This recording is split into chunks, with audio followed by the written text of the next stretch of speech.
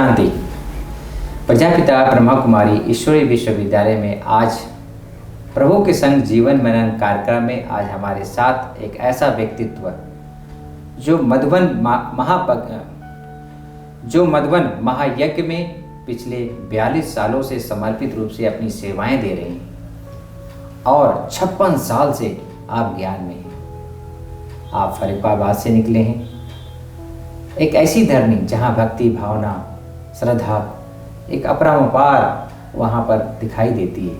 आप वहां से मधुबन महायज्ञ में संपूर्ण रूप से समर्पित हमारे महेश भाई जो अकाउंट डिपार्टमेंट में अपनी सेवाएं देते हैं, हमारे महेश भाई ओम शांति। ओम शांति भाई। महेश भाई, सर्वप्रथम हम आपसे जानकारी प्राप्त करना चाहेंगे कि महेश भाई आपका जन्म कहाँ हुआ था? हमारा जन्म जो है फर्रुखाबाद के गांव में हुआ था और हमारा बचपन से ही भक्ति भावना का संस्कार रहा है। पढ़ाई लिखाई भी फर्रुखाबाद में ही हुई। बचपन में भगवान के प्रति आपकी क्या आस्था थी? ज़्यादातर गीता को मानते थे और परमात्मा से मिलने की इच्छा रखते थे और उसके लिए हम कई संस्थाओं में भी गए, जैसे डिवाइन लाइट सोसाइटी थी। हाँ, दो प्रकार की बातें होती हैं, एक होती है भावना प्रधान, दूसरा होता है विवेक प्रधान। तो हमारा बैकग्राउंड जो है विवेक प्रधान रहा है, इसलिए हम विभिन्न सत्संगों में गए लेकिन किसी को गुरु करने का हमारा नहीं हुआ, इसलिए हमने कहा तब किसी को गुरु नहीं किया। फिर हमारा एक साथी था, वो ब्रह्मा कुमारी आश्रम में जाता था। कहाँ पर? वही फर्रुखाबाद में ही। कब की बात है ये? 64 की बात है। भक्ति भावना वाला तीव्रता थी और हमारा संकल्प था कि हम पुष्कर में योग आश्रम में जाएं। तो हमारा जो साथी था उसने हमारे को बोला कि 2-3 किताबें दिया कि आप इनको पढ़ो और एक बार सेंटर पे चलो, फिर आपको जो जहाँ जाने का है चले जाने का है। तो हमने वो किताबें पढ़ी और हमने सेंटर पे गए। तो पहले ही दिन हमको जो बनारस वाले गुप्ता जी थे, उनकी युगल थी कमला बहन जी, उन्होंने हमको झाड़ और त्रिमूर्ति का चित्र दिखाया। तो उस चित्र को देखने के बाद हमारे को ये टच हुआ कि वास्तव में ये ज्ञान सही है और हमारे लिए मुख्य रास्ता है, इसको ही हमको पालन करना चाहिए। उस दिन से ही हम रेगुलर हो गए। हमारे को 7 दिन का कोर्स एक्चुअली देखा जाए तो 7 दिन का कोर्स कोई विशेष नहीं हुआ। हमको खाली पहले दिन जो चित्र दिखाए और उसमें थोड़ा थोड़ा समझाया और उसके बाद हम रेगुलर हो गए और फिर हमारा आगे कोई कोर्स की बात नहीं हुई। फिर हम 4-5 महीने बाद बाबा जो है लास्ट बार दिल्ली गए थे, तो उन बहन जी के साथ फिर हम दिल्ली आए। बाबा से पहली बार मिले। आप साकार बाबा से मिले? साकार बाबा से। तो बाबा दिल्ली में आए थे? दिल्ली में आए थे माथुर साहब की कोठी पर। तो हम पहली बार बाबा से दिल्ली मिले और उस समय बाबा से जो मिलता थे तो बाबा की गोद में जाते थे, भाकी पहनते थे। तो जब बाबा के पास भाकी पहनते थे तो एक तरह से अशरीरीपन का स्थिति हो जाती थी। जब बाबा थोड़ा सा 2-3 मिनट बाद पीठ ठोकता था तो चेतना जैसे आती, नहीं तो वैसे अशरीरपन का होता था। तो बाबा ने पीठ ठोकी और हमको बोला कि बच्चे बाबा के घर पे आना। तो हमने दिल में लग गया कि भी हम मधुबन जाना है। और उस समय जो है मधुबन में ज़्यादातर लोग गर्मी में ही आते थे। तो हमने देखा कि हमारे यहाँ से पार्टी कोई तैयार नहीं हो रही है सेंटर से। तो हमको एक भाई ने रास्ता बताया कि कैसे कैसे जाना होता है। तो हमने सोचा कि हम अकेले चलते हैं। फिर हम अकेले ही चल पड़े फर्रुखाबाद से और फिर मधुबन में आ गए। तो मधुबन पहली बार मधुबन में 65 में। 65 उस समय ब्रह्मा बाबा और मम्मा भी थी? मम्मा थी लेकिन उस समय मम्मा बॉम्बे में थी और मम्मा की तबीयत ठीक नहीं थी, तो मम्मा का बॉम्बे थी। फिर हम वास्तव में मम्मा से टाइम पे ज्ञान में आ गए लेकिन मम्मा से मिल नहीं पाए क्योंकि 65 मम्मा बॉम्बे में थी।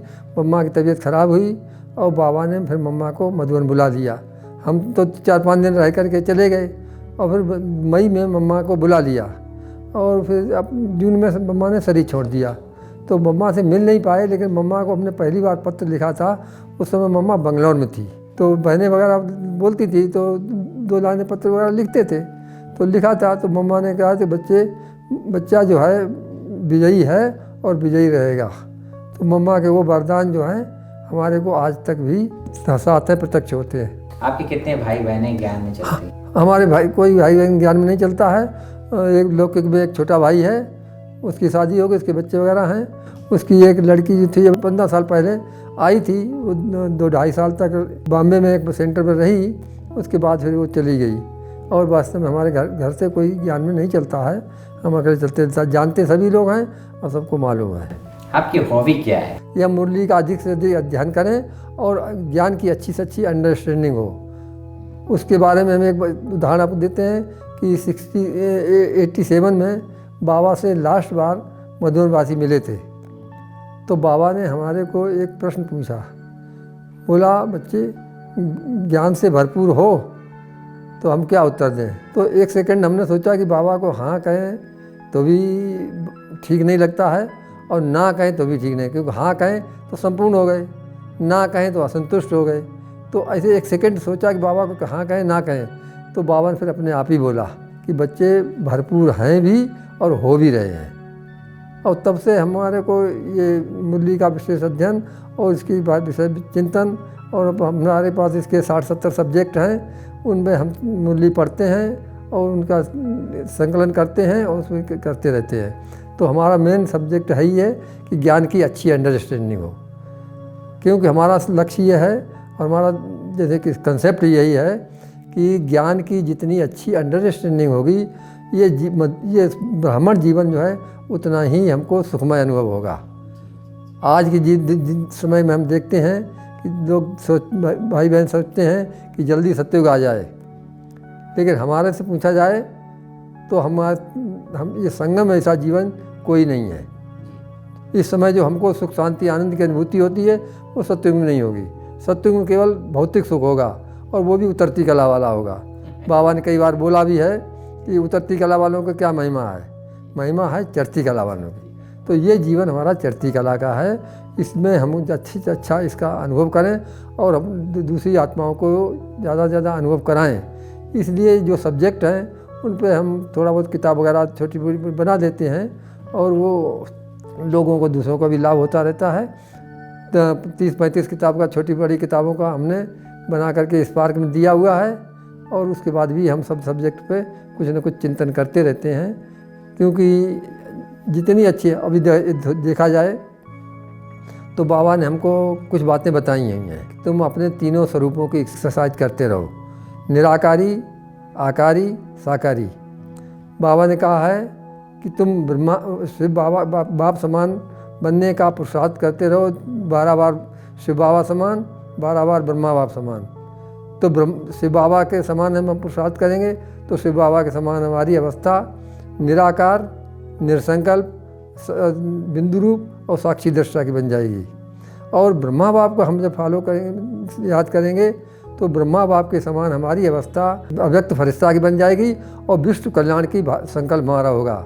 सबके प्रति हमारी शुभभावना शुभकामना होगी। और जब ब्रह्मा बाप को हम याद करेंगे तो उसके साकार स्वरूप का भी हमको कुछ आभास होगा। साकार स्वरूप में हम देखते हैं ब्रह्मा बाबा त्याग, तपस्या, सेवा और ट्रस्टी बन का प्रतिमूर्त था, तो उसको वो भी हमको याद रहेगी। तो हमारा जो अवस्था जो है उसके हिसाब से बन जाएगी। बाबा ने बोला है कि तुम 5 स्वरूपों के अपने गौरवमय 5 स्वरूपों का स्मृति करो, जिसमें बोला है कि बिंदु रूप, देवता स्वरूप, पूज्य स्वरूप, ब्राह्मण स्वरूप और फरिश्ता स्वरूप। तो जब हम इन स्वरूपों को या स्मृति में लाते हैं तो हमारी अवस्था, उसका अनुभव होता है, उसकी अवस्था बनती है और हमको अपने जीवन, ये ब्राह्मण जीवन गौरवमय अनुभूत होता है। तो इस जैसे कि आप लंबे साकार बाबा से भी मिले हैं, आप एक बाप दादा से भी कई बार आपने वरदानों से अपने आप को अभिभूत किया है, तो ऐसे लंबी यात्रा में आप अपनी स्थिति को निर्विघ्न बनाने के लिए क्या उपाय अपनाएं? वो भक्ति मार्ग में हम जो थे तो भक्ति मार्ग में ही हमारे को थोड़ा बहुत विघ्न आए हमारे लोग माँ बाप की तरफ से, और बाद बाकी ज्ञान मार्ग में हमारे को कोई विघ्न नहीं आया। ज्ञान मार्ग वाली स्थिति हमारी सदा से ही अच्छी रही है। और हमसे पूछा जाए तो हमको साकार बाबा से मिलने के समय, साकार के समय भी जितना सुख शांति आनंद की अनुभूति थी उतना अभी भी उतनी अनुभूति है उसी है, क्योंकि उस समय जो थी अनुभूति वो बाबा की शक्ति के आधार पर थी, भावना के आधार पर थी, और अभी जो अनुभूति है वो ज्ञान के आधार पर है। तो हम तो तब भी अपने को सुख शांति में अनुभव करते थे और आज भी अनुभव कर रहे हैं। हर एक के प्रेरणा स्रोत होते हैं, तो आपके प्रेरणा स्रोत कौन है? बस बाबा ही है हमारे प्रेरणा स्रोत। ऐसी कोई घटना सुनाए जो आपने ज्ञान योग से पार किया हो? हम जब मधुबन में समर्पित हो गए तो हमको दादी ने बॉम्बे में भेजा था अकाउंट में। 8-10 महीने रहे, लेकिन हमारा वहाँ पर मन नहीं लगा, क्योंकि बॉम्बे नगरी अपने हिसाब से थी और हम तो गांव के रहने वाले थे, इसलिए हमारे को उसमें वहाँ इंटरेस्ट नहीं आया। तो हमने दादी को पत्र लिख दिया कि हमको यहाँ नहीं रहना अच्छा लग रहा है। फिर दादी ने हमको मधुबन बुला लिया। फिर महेश भाई, लौकिक और अलौकिक का बैलेंस कैसे रखते थे? हमने लौकिक माँ बाप को बोल दिया था कि हम तो शादी नहीं करेंगे और हम इस ज्ञान मार्ग में चलेंगे, आप हमारे साथ रहेंगे तो हम आपकी जितनी पालना करना है हम आपकी करेंगे। आप हमारे साथ नहीं रहते हैं तो हमारा छोटा भाई है, आप उसके साथ रहो, वो शादी करेगा और उसके साथ रह सकते हो। हम आपसे कुछ भी नहीं, ना कोई इच्छा रखेंगे और ना आप हमारे को कोई ज़रूरत है, हम अपने पैरों पर खड़े रहेंगे। इसलिए हमारे माँ बाप ने भी हमारे को कोई ज़्यादा कोई बंधन नहीं डाला। ज्ञान में आने के बाद कानपुर में भी रहते रहते गांव चले जाते थे, खेती करते थे। तो लौकिक माँ थी, उसको ये संकल्प रहता था कि अभी तो हम इनको मदद करते हैं और आगे चल कर के इनको कौन मदद करेगा। तो उसका वो संकल्प जो है हमारे को थोड़ा सा इनडायरेक्ट जो है फील होता था। इसलिए हमारा संकल्प रहता था कि हम किसी सेंटर के संपर्क में रहें, सेंटर के पास ही रहें। इसलिए मोस्टली ज़्यादातर टाइम हम कानपुर में ही रहते थे। साकार बाबा के साथ का अनुभव और दीदी के अनुभव और दादी जी के साथ के अनुभव सुनाए। हर एक की जीवन कहानी को उसके सामने आते ही वो परख लेता था। और एक थ्योरी है कि जो जितना निसंकल्प स्थिति में होता है उसके सामने जो भी आता है उसकी सारी जीवन जो है उसके सामने प्रत्यक्ष हो जाता है। तो बाबा तो जो था वो सदा ही निसंकल्प अवस्था में रहता था, कोई भी उसका संकल्प होते नहीं थे। इसलिए बाबा जो है, हम बाबा जब भी मिले तो बाबा ने हमको आदमी ही बोला था कि बच्चे तुम बाबा के बाबा साकार बाबा ने हमको यही बोला कि तुम बाबा सदा सफल रहोगे। और बाबा को हम देखते थे कि बाबा चलते फिरते जो हमको भी बताता है कि बीच बीच में अशरीरीपन का एक्सरसाइज करते रहो। तो ब्रह्मा बाबा को हमने देखा कि वो चलते चलते तो बाहर आते थे लान में, तो बाबा 20 लोग भाई बहन होते थे, कभी 25 होते थे, उनके बीच में भी एक सेकंड में खड़ा होकर के और दृष्टि देता था और अशरीरी हो जाता था। तो उसका जो वृत्ति और वाइब्रेशन जो था इतना पावरफुल होता था कि उस समय जो भी होते थे वो सब अशरीरीपन का अभ्यास अनुभव करते थे। तो हमको बाबा से प्रेरणा रही कि हमको भी ऐसा अनुभव करना चाहिए और उसके लिए हम पुरुषार्थ करते हैं, अभी भी करते हैं। जैसे बाबा ने हम जो अभी 10-12 तरह की एक्सरसाइज बताई हुई है, हम जैसे हमने भी तो 4-5 बताई भी। टॉप पॉइंट पे खड़े होकर के बेहद का फिल्म देखने के लिए बोला है, संगम युग के टॉप पॉइंट पे खड़े होकर के देखने के लिए बोला है। तो ये सब देखते हैं तो हमको बड़ा अंदर रहता है और हम वो एक्सरसाइज करने का पुरुषार्थ करते रहते हैं, जिससे जो बाबा ने बताया है वो हमको करना चाहिए और हम करते भी हैं और हमको उससे अनुभूति भी होती है। हमारा जीवन जो है हमको सफल अनुभव होता है, क्योंकि जब उस स्थिति में हम जाएंगे तो उस स्थिति के अनुसार हमारी अनुभूति होती है। परम धाम में हम अपनी बुद्धि को ले जाएंगे तो वहाँ की परम शांति की अनुभूति होगी, क्योंकि परम धाम का यदि हम विहंगम दृष्टि अपने सामने इमर्ज करें तो आप देखेंगे कि सर्वत्र जहाँ तक दृष्टि जाएगी शांति और प्रकाश ही नज़र आएगा और कुछ भी नज़र आएगा नहीं, क्योंकि परम धाम में और कुछ है नहीं। और आत्मा भी जो रहती है, तो जो हम आत्मिक स्वरूप में स्थित हो जाते हैं, शरीर हो जाते हैं, तो आत्माओं का भी हमको कुछ नहीं रहता है। तो हम अपने को ही अशरीरीपन स्थिति में स्थित होकर के वहाँ के विहंगम दृश्य को देखेंगे और उसकी अनुभूति करेंगे। तो ऐसे ही हम सब जो एक्सरसाइज बाबा ने बताई है उनको करते हैं और उसको अनुभव करने की कोशिश है, क्योंकि एक नियम है कि स्मृति से स्थिति और स्थिति से अनुभूति होती है। तो जब बाबा ने जो हमको बताया है उन बातों की हम स्मृति भी करते हैं तो एक सेकंड के लिए हमको उसकी स्थिति बन जाती है और स्थिति से अनुभूति होती है। महेश भाई, दादी के साथ के कुछ अनुभव। 79 में हम पहली बार सेवाधारी के रूप में आए और एक भाई था, उसके साथ जो है जनरली लोग सेट नहीं होते थे। हम तो 8-10 महीना उसके साथ रहे तो हमारे को कोई प्रॉब्लम नहीं आई। दादी ने भी एक ही बात पूछी कि सर्व बंधन काट कर आए हो, तो हम तो बोला कि बंधन हमारे कटे हुए थे, हमको कोई बंधन था ही नहीं। दीदी ने भी हमारे से एक ही यही प्रश्न पूछा कि सब बंधन काट करके आए हो, तो हमने वो दादी को भाई उत्तर दिया। और उस समय निर्भय भाई जी थे, उन्होंने भी हमारे को लाइन क्लियर दे दिया। लेकिन उस समय तक एक सिस्टम था कि कोई भी किसी को भी समर्पित डायरेक्ट नहीं करते थे, उसको 1-2 बार भेजते थे, जिससे उसकी स्थिति का पता लग जाए कि वो चाहता है, क्योंकि मधुबन में आते हैं, साधन सुविधाएं होती हैं, स्वतंत्र अच्छा जीवन अच्छा होता है, वातावरण अच्छा होता है, तो इच्छा होती है। लेकिन उसमें के बाद जब वापस जाते हैं तो कोई आता है और कोई नहीं आता है। तो इसलिए और दीदी दादी तो अपना अनुभव से 1-2 बार भेजती थी। तो हमको पहली बार जब हम 79 में आए और पहले सेवा दिया, उसके बाद दोबारा जब आए तो कंस्ट्रक्शन में गए। तो जब हम आए तो घर गए तो एक विशेष बात हमारे को उसमें एक ऐसी हुई, क्योंकि हम अपने लौकिक माँ बाप से भी कुछ ज़्यादा पूछते पाछते नहीं थे। हम जब जाते थे, हमने अपने कमरे की चाबी बंद किया, ताली उनको दे देते थे, और उनको निश्चय रहता था कि ये कितने टाइम में आएंगे कि नहीं आएंगे, कोई निश्चय नहीं रहता है। लेकिन लास्ट टाइम पे जब हम आए तो हमने अपनी माँ की थोड़ा सा सेवा किया, और उसमें दिल्ली में मेला होने वाला था लाल किला में। तो हमने वहाँ आने का संकल्प था।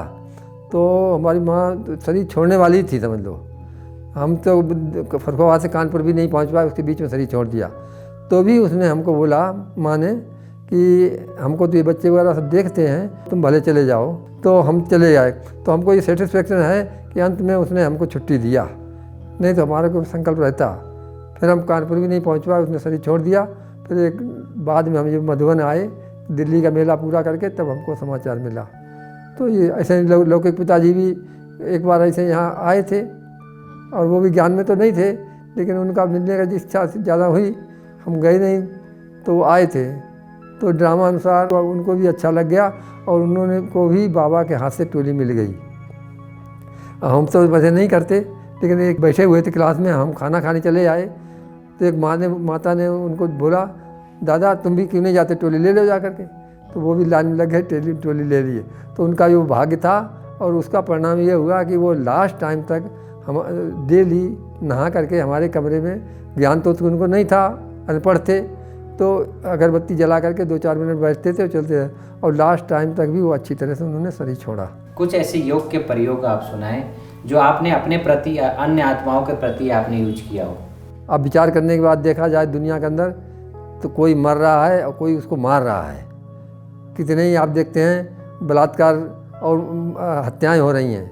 अब जो मर भी रहा है और जिसको कोई दूसरा मार रहा है, अब दोनों के प्रति हमारी शुभभावना कैसे रहे, उसके लिए क्या फार्मूला अपनाएं।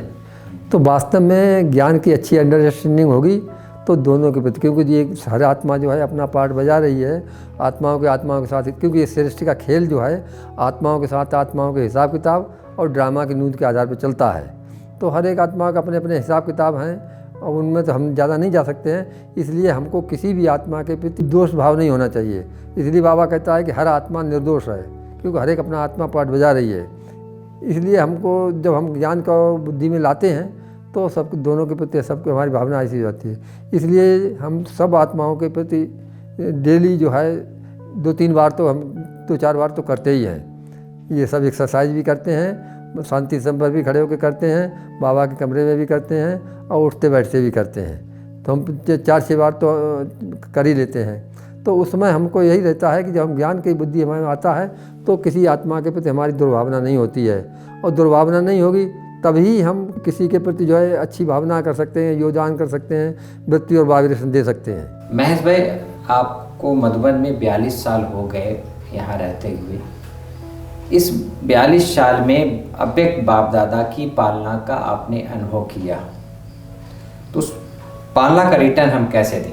42 साल तो पालना का अनुभव किया ही है, और अभी भी बाबा हमारी पालना कर रहा है। जब बाबा अव्यक्त हुए थे तो बाबा ने एक बात बोली थी कि जो अव्यक्त स्थिति में स्थित होकर के अव्यक्त मिलन के अभ्यासी होंगे वही अंत समय तक अभ्यास मिलन का अनुभव करते रहेंगे। जनरली हम देखते हैं कोई कहता है कि परमात्मा बाबा चला गया, कोई कहता है जन्म ले लिया, ऐसे बहुत सी बातें सुनते रहते हैं। लेकिन वास्तव में जब तक स्थापना का कार्य संपन्न नहीं होता है तब तक बाबा परम धाम नहीं जा सकता है, और जब परम धाम जाएगा तभी मतलब नई दुनिया में आकर जन्म लेगा, क्योंकि पुरानी दुनिया में बाबा जन्म नहीं ले सकता है, नई दुनिया में ही जन्म लेना है श्री कृष्ण के रूप में। तो इसलिए अभी भी बाबा जो है पालना कर रहा है। हमारी अपनी मन बुद्धि को बाबा के साथ हम एकाग्र करके उसको अनुभव कर सकते हैं, क्योंकि ज्ञान ही बाबा का हाथ है और बुद्धि का योग ही बाबा का साथ है। तो ज्ञान और योग हमारा अच्छा रहे तो इसके मतलब हम सदा ही उसकी पालना का अनुभव करते रहेंगे। जैसे आप देखते हैं कि बच्चा जब घर में होता है तो भी माँ उसकी पालना करती है। तो हम जब ज्ञान में नहीं आए थे, क्योंकि हम जुलाई 64 में जब ज्ञान में आए, पहले से ही बाबा हमारा हाथ पकड़े हुए थे, हम ऐसा अनुभव करते थे। इसीलिए हमारे किसी सत्संग में जा कर के हमको उसमें बंधन नहीं बंधे, किसी गुरु नहीं किया, तो बाबा पहले से ही हमारी पालना कर रहा था। तो अभी भी बाबा हमारी पालना कर रहा है और बाबा ने हमारा हाथ पकड़ा हुआ है और हम भी ने भी बाबा का हाथ पकड़ा हुआ है। इसलिए हमारे को कोई किसी तरह की कमी का अनुभव नहीं होती। बाबा नहीं है, बाबा ने हाथ पकड़ा नहीं, क्योंकि ज्ञान से आधार से हम देखते हैं कि अभी बाबा हमारा पालना कर रहा है और हाथ पकड़ा हुआ है। मैं बाबा गया नहीं है, बाबा है। हाँ, बाबा है। चाहे गुलजार दादी अभी शरीर छोड़, हाँ, वो हम उसको कोई फ़र्क नहीं है। महसूसता वो होती है कि बाबा हमारे, हाँ, वो क्योंकि वो साकार तन में आता था, वो साकार तन में आना बंद हो गया है। अब एक पाठ चल रहा है, बाबा जो है सूर्य है, लाइट हाउस माइट हाउस है। तो जो सूर्य है, तो सूर्य तो अपना प्रकाश भेजता है, चाहे गंध पे भी पड़ता है, कीड़े पे पड़ता है, मनुष्य पे पड़ता है, फलों पे भी पड़ता है। जिसको जैसी आवश्यकता है वैसा वो काम करता है। तो हमारी जब बुद्धि योग बाबा के साथ होगा तो हमको ऑटोमेटिकली वैसी अनुभूति होगी। आज तक देखा जाए तो कोई भी संदेशी ये नहीं कह सकती है कि बाबा बैठा हुआ है या खड़ा हुआ है, बाबा कमरे में है या बगीचे में है। कोई एथेंटिक रूप से ये बात नहीं बता सकता है। केवल जैसी भावना लेके जाते हैं वैसा ही बाबा मिलता है और उसको अनुभव होता है। तो अभी भी हम बाबा के साथ अपना बुद्धि योग रखेंगे, ज्ञान की अच्छी अंडरस्टैंडिंग रहेंगे, तो अभी भी हमको उसकी पालना की अनुभूति होगी। ज्ञान के एक शब्द है अशरीरी, इसका भावार्थ क्या? अशरीरी, अशरीरी जी, इसका भावार्थ देखो। अशरीरीपन का जो बाबा एक्सरसाइज में भी बताया हुआ है। यहाँ मधुबन में देखते हैं कि 4:30 बजे बाबा की 2 लाइनें आती हैं, उसमें बाबा कई बार जो है अशरीरीपन के अभ्यास के लिए बोलता है और बोलता है कि ये अभ्यास जो है तुमको बहुत काम आएगा। तो अशरीरीपन का अभ्यास माने अपनी मन बुद्धि को परम धाम में स्थित कर देना। ये दे और देख दुनिया सारी भूल जाए, निरसंकल्प अवस्था हो जाए। लेकिन इसमें एक बात और भी है कि कोई भी आत्मा साकार शरीर में होते हुए 100% निरसंकल्प नहीं हो सकता है। तो जब हम परम धाम में अपनी बुद्धि को स्थिर करते हैं तो कुछ सूक्ष्म संकल्प रहता है, जिस सूक्ष्म संकल्प के आधार पे ही हमको परम धाम की शांति की अनुभूति होती है। तो अपनी देह और देह की दुनिया को भूल जाना, अपने मूल स्वरूप में साकार में रहते हुए अपने मूल स्वरूप में स्थित हो जाना ही अशरीरीपन की अवस्था है। महेश भाई, जैसे आपने बताया कि ज्ञान में आने से पूर्व हम बहुत सारे भक्ति भावना मठ, तो उसमें आपको कुछ प्राप्ति नहीं हुई? या ज्ञान के पहले के देखें तो देखो, हम डिवाइन लाइट सोसाइटी में भी गए, निरंकारी में भी गए, थियोसॉफिकल सोसाइटी में भी गए और दूसरे सत्संगों में गए। तो हमको जो थियोसॉफिकल सोसाइटी की साधना पद्धति थी वो सबसे अच्छी लगी, क्योंकि उसमें वो जो बताते हैं कि अब ऐसा प्राकृतिक वातावरण क्रिएट करके और उसके चिंतन में चले जाओ और अपने को भूल जाओ, तो उससे तो हमको उनकी साधना पद्धति ज़्यादा अच्छी रही और उसका हमने बहुत अभ्यास किया और करते रहे। लेकिन वही बात कि बाबा मिलना था, बाबा के पास आना था, इसलिए उसमें फंसने की बात नहीं आई, क्योंकि साधना भी हम इसीलिए करते हैं कि परमात्मा से मिलने के लिए। अभी जो हमारी अवस्था जो है चढ़ती कला की है, तो चढ़ती कला की होने के कारण हमको असंतुष्टि नहीं होती है। लेकिन दुनिया में जो अवस्था है, भक्तिमान जो अवस्था है, वो सब गिरती कला की है। तो धीरे धीरे वहाँ पर असंतुष्टि आती है। तो जो सत्संगों में जाते हुए भी हमको वो संतुष्टि नहीं हुई जो अभी हमको होते। अभी भले बाबा नहीं है, बाबा परम नाम से है, उनमें सूक्ष्म वतन में है, तो भी हमको संतुष्टि होती है कि अभी हमारी स्थिति प्रोग्रेसिव है। वहाँ पर गिरती होती है, इसलिए असंतुष्टि बढ़ती है। तो अभी हम उस चीज़ को अनुभव करते हैं कि अभी दिनों दिन हमारी अवस्था चढ़ती कला है और हमको सुख शांति आनंद की जो अनुभूति है वो चढ़ती कला की है, गिरती कला की नहीं है। सत्य की अनुभूति जो है वो गिरती कला की है। वर्तमान समय में जी रहे हैं, आपका फ्यूचर प्लान क्या है? ये जो बाबा ने बोला था कि भरपूर हैं भी हो भी रहे हैं, क्योंकि जब हम भरपूर हो जाएंगे तो हमारे को कोई भी संकल्प नहीं रहेगा। बाबा कहता है संपूर्ण पवित्रता, 16 कला संपूर्ण, कर्मातीत अवस्था, ये सब एक ही शब्द के पर्यायवाची हैं। तो जब हमारे अंदर संपूर्णता आ जाएगी तो शरीर छूट जाएगा और वो संपूर्णता अंत समय तक आएगी। ऐसा भी नहीं हमको अति महत्वाकांक्षा भी अच्छी नहीं, महत्वाकांक्षा अच्छी चीज़ है, लेकिन अति महत्वाकांक्षा भी हमको असंतुष्ट कर देती है। क्योंकि हम कहें कि हम अभी जो है 100% उस स्थिति में स्थित हो जाएंगे, वो तो नहीं हो सकते हैं। क्योंकि जब तक पाठ बजा रहे हैं तब तक कुछ ऊपर नीचे थोड़ा बहुत होता रहेगा। तो अभी हमारा यही लक्ष्य है कि हम खुद भी सुख शांति आनंद की अनुभूति करते रहें और अन्य आत्माओं को जितना सहयोग कर सकें उतना सहयोग करते रहें। महेश भाई, ऐसे कई ऐसी आत्माएं हैं तनाव से पीड़ित हैं, बीमारियों से ग्रसित हैं, उन आत्माओं के लिए आप क्या संदेश देना चाहेंगे, खासकर हमारी युवा पीढ़ी को? ये अभ्यास जो बाबा ने हमको बताया है हम पीसफुल टाइम पे ही कर सकते हैं। जब हमारे सामने कोई कर्म भोग आ जाता है या कोई कर्म बंधन आ जाता है तो उस समय ये अभ्यास नहीं होता है। तो अभी जिनके पास जो ये कर्म भोग का कुछ न कुछ आ गया है और प्रॉब्लम कर रहा है तो उसके बाद भी उनको पुरुषार्थ तो यही करना चाहिए कि ज्ञान की जितनी अच्छी अंडरस्टैंडिंग हो, बाबा ने जो हमको अभ्यास बताए हुए हैं वो हम करते रहें। जनरली हम देखते हैं कि हम किसी को नहीं कह सकते हैं, लेकिन अब हम अपने को देखें, हर एक देखे कि हम कहाँ तक करते हैं। बाबा ने हमको जो बोला है तो ज़रूर किसी लक्ष्य से बोला है, तो अब हम नहीं करते हैं तो हमको करना चाहिए। तो 8-9 बातें ऐसी बाबा ने बोली हुई हैं जो कहा कि तुम कर्म करते हुए बीच बीच में करते रहो। तो वो जितना हम करें और उस ड्रामा को हम जितनी अच्छी तरह से अंडरस्टैंड करेंगे, समझेंगे, उतना ही अवस्था हमारी अच्छी रहेगी। क्योंकि ड्रामा में कहीं भी किसी तरह का कोई संकल्प करने की मार्जिन नहीं है, पार्ट के हिसाब से होता है। तो हम ड्रामा को अच्छी तरह से अंडरस्टैंड करें, समझें और उस अभ्यास करें, दोनों बातें करते रहेंगे तो हमारी अवस्था जो है अच्छी रहेगी। बाबा ने कई बार बोला हुआ है, एक आत्मा के प्रति भी तुम्हारी दुर्भावना है तो तुम विश्व कल्याणकारी बाप के बच्चे नहीं कहला सकते हो। इसलिए हमारे साथ किसी का कैसा भी व्यवहार है, कुछ भी है, तो भी हमारे को उसके प्रति दुर्भावना नहीं होनी चाहिए।